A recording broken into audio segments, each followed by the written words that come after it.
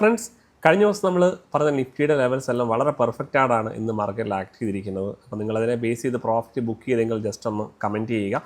നാളത്തേക്ക് ഞാൻ support ലെവലായിട്ട് mark ചെയ്തിരിക്കുന്നത് കഴിഞ്ഞ ദിവസം നമ്മൾ പറഞ്ഞ സെയിം ലെവൽ തന്നെയാണ്. അതായത് 23,900 മുതൽ 23,935 ആ ഒരു ഏരിയ എന്ന് പറയുന്ന ഒരു സപ്പോർട്ട് ലെവലായിട്ട് നിഫ്റ്റിയിൽ ആക്ട് ചെയ്യും.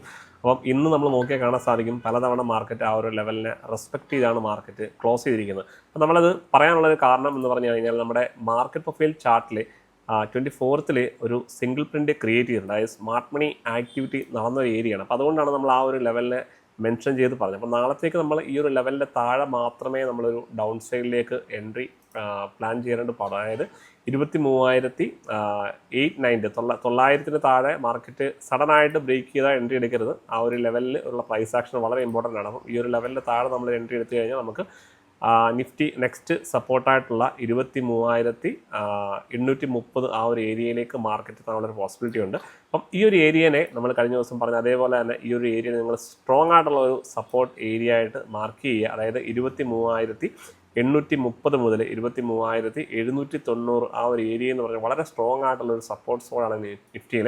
അപ്പം ഈ ഒരു ഏരിയയിലേക്ക് പ്രൈസ് വന്നു കഴിഞ്ഞാൽ മാർക്കറ്റ് സഡനായിട്ട് ബൗൺസ് ചെയ്ത് റിവേഴ്സ് ചെയ്ത് മുകളിലോട്ട് പോകാനുള്ള പോസിബിലിറ്റി വളരെ ഹൈ ആണ്. അപ്പം ഇവിടുന്ന് ഒരു റിവേഴ്സൽ വന്നു കഴിഞ്ഞാൽ നമുക്ക് അപ്സൈഡിലേക്ക് ഒരു എൻട്രി പ്ലാൻ ചെയ്യാം. അപ്പോൾ നമ്മൾ കഴിഞ്ഞ ദിവസം പറഞ്ഞിരുന്നു 24,000 എന്ന് പറയുന്നത് ആ ഒരു ഏരിയയിലേക്ക് പ്രൈസ് വന്ന് അവിടെ നിന്ന് ബൗൺസ് ചെയ്യാൻ ചാൻസ് ഉണ്ട്. അപ്പോൾ അവിടെ നിന്ന് ഇന്ന് നമുക്ക് നോക്കിയാൽ കാണാൻ സാധിക്കും കറക്റ്റായിട്ട് ആ ഒരു ലെവലിൽ നിന്ന് പ്രൈസ് ബൗൺസ് ചെയ്ത് മുകളിലോട്ട് പോയിട്ടുണ്ട്. ഓക്കെ, അപ്പോൾ അതുപോലെ തന്നെ ഈ ലെവൽ വളരെ ഇമ്പോർട്ടൻ്റ് ആണ്.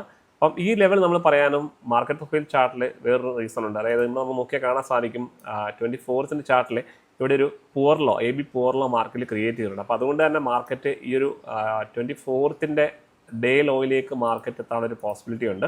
ഞാൻ കൂടുതൽ മാർക്കറ്റ് പ്രൊഫൈൽ ചാർട്ടിൻ്റെ ലെവൽസിനെ എക്സ്പ്ലെയിൻ ചെയ്യുന്നില്ല, കാരണം നമുക്ക് പല ആളുകൾക്കും ബിഗിനേഴ്സിനും ഈ ലെവൽസ് ഒന്നും മനസ്സിലാവില്ല.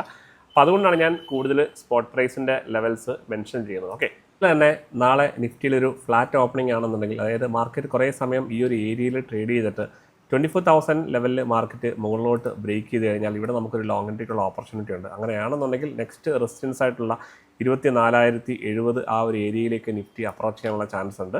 അപ്പം ഈ ഒരു ലെവലിൽ നിങ്ങൾ റെസിസ്റ്റൻസ് ആയിട്ട് മാർക്ക് ചെയ്യുക. അതായത് 24,080 മുതൽ 24,100 ഏരിയ നിങ്ങൾ റെസിസ്റ്റൻസ് ആയിട്ട് മാർക്ക് ചെയ്യുക. അതുപോലെ 23,790 ബിലോ, അതായത് നമ്മൾ ഈ ഒരു ലെവൽ